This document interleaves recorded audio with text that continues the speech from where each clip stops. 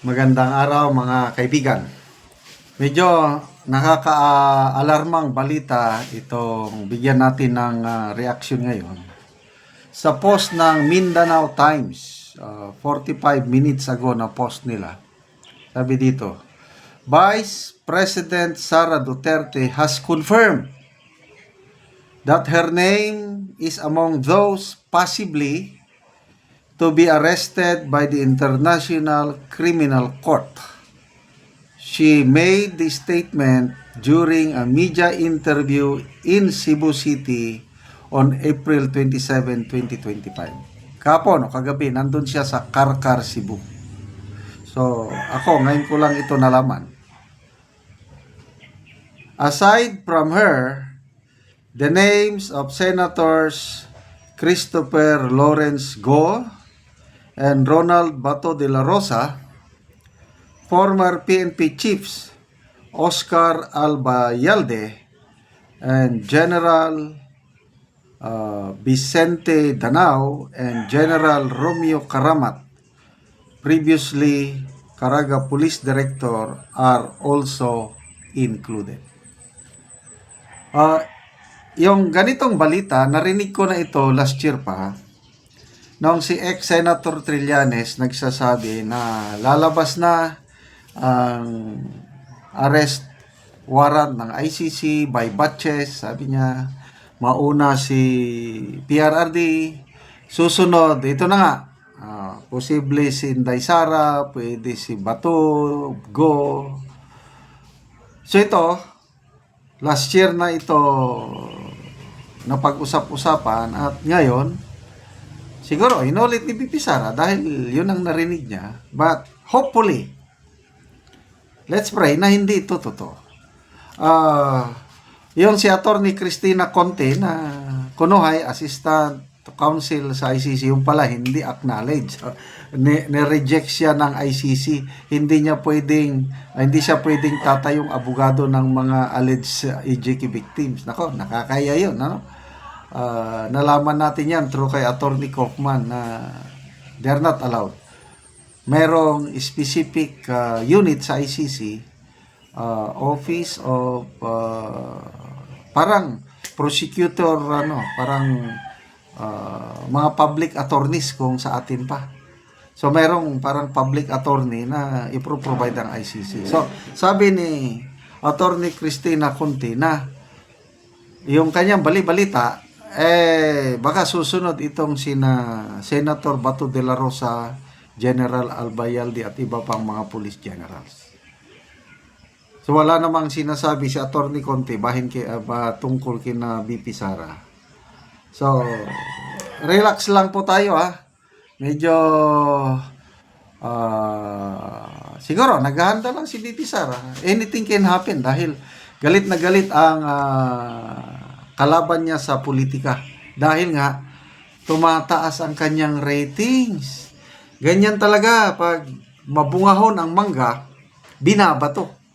Malala ko nung malilit pa kaming bata, may paborito kaming mga mangga, yung Indian mango, yung hindi siya maasin.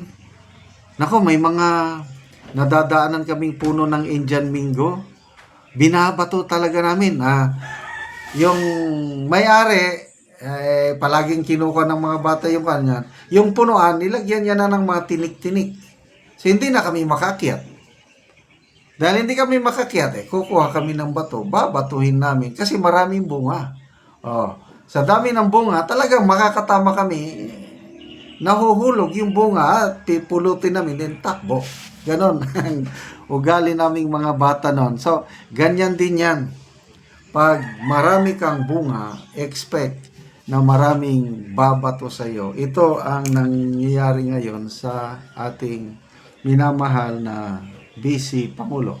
Okay, so magbasa tayo sa mga comments. Paul B. Sabi niya, galit si BBM, gustong ipakulong lahat para walang makatakbo. Pag ganon, gawin nila mag-people power na lang. Tess Fee, gusto nila tanggalin ang mga Duterte para walang istorbo ang pagkurakot nila. Zairo Tanasio, ang nakakahiya ay ang mga Pilipinong kinasuhan dahil sa ginawang kasalanan sa batas ng ICC. Jaira Riam Bonanza, what a shame to the international community. Yes, nakakaya ang Pilipino dito. Pinag-uusapan tayo sa buong mundo itong ginawa nila kay PRRD. Yung nabasa ko ang post so mga 1 week ba yun? 1 week ago. Isang Filipino lawyer nag-attend sa International Gathering of Lawyers. Ang usap-usapan, Duterte, nako, kawawa yung Filipino lawyer, hindi niya masagot-sagot yung tanong ng mga abogado sa iba't ibang bansa. Bakit daw pinabayaan ng Philippine government na ganun na lang basta-basta na isurrender ang dating presidente? So, nakakaya. Kaya sabi ni BP Sara na nakakaya na maging Pilipino. So, lalo na ang mga OFWs natin na nagtratrabaho sa ibang bansa, maraming mga foreigners na believe kay PRRD at nagtataka bakit ganun nangyari. So, ang kawawang sumasagot sa mga katanungan, mga OFWs, kanilang employers. Kaya maraming OFWs na maka-Duterte. Ano yan, parang black voting na rin ang mga OFWs yan. Parang Iglesia ni Cristo. Pag nagbigay na ng listahan ang leadership ng simbahan, lahat yan sinusunod down the line. Halos 99% sinusunod yan. May pagkakaisa ang iglesia. It is very good. Ang OFWs parang ganyan din. Silent black voting ang iglesia kasi marami, halos lahat ng OFWs nagmamahal kay PRRD at gusto ng OFWs PDP, Duterte ang botohan ng kanilang mga kamag-anak dito sa Pinas. So mamili kayo, Duterte o walang padala? Siyempre Duterte na lang, basta tuloy-tuloy ang padala. Ganon po. So, again, sana hindi mangyari to. Senator pa to, mananalo yan, sigurado. Kahit may ICC arrest warrant siya, hopefully na hindi siya isurrender ni Senate President Chis Escudero. Kahit manalo pa siya, pag isurrender siya ni Senate President sa Interpol, pupunta si General Torre at aarestuhin. Walang magagawa si Senator Bato. Okay. Salamat mga kaibigan sa inyong pagsubaybay sa ating channel. Nakakatulong kayo ng malaki sa tribong Talandig ng Bukidnon. Ang sweldo natin sa channel na ito is pantulong sa tribo. Namimigay tayo ngayon ng mga libreng yero at pako para ma-repair ang mga sira-sirang bahay ng tribong Talandig. Panoorin nyo po ang video na ito. Mo na pod ni ang balay nga among nakita nga nagkinahanglan og tabang.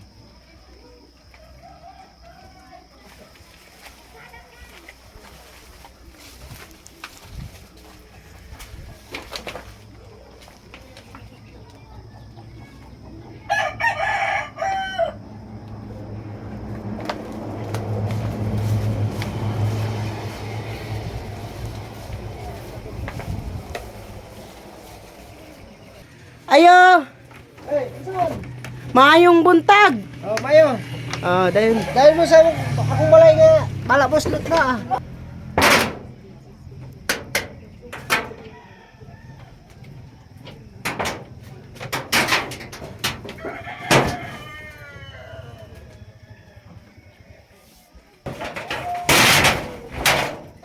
og karon niya manguha na ka og kahoy kay matagaan na ka namo og lansang pako plinsin kay pila naman ni katuig imong balaya. Kuha na ni, sobrang ni dua. Na nani ko karon, pero manguha na ko og kahoy karon kay salamat ko kay naamo na ni napulo katuig nana. Sobrado napulo katuig na ni imong balay. Oh, nani gid siya pero at least nga salamat ko sa Ginoo nga naamo nana nga nag-alay og mga problema. Bisag inani karon, pasalamat ko kay namo. Mm. Nana pasalamat ko kay na mo. Nga pasalamat sa mga nagtanaw sa video nga inana. Inana. Wala na guys. Salamat.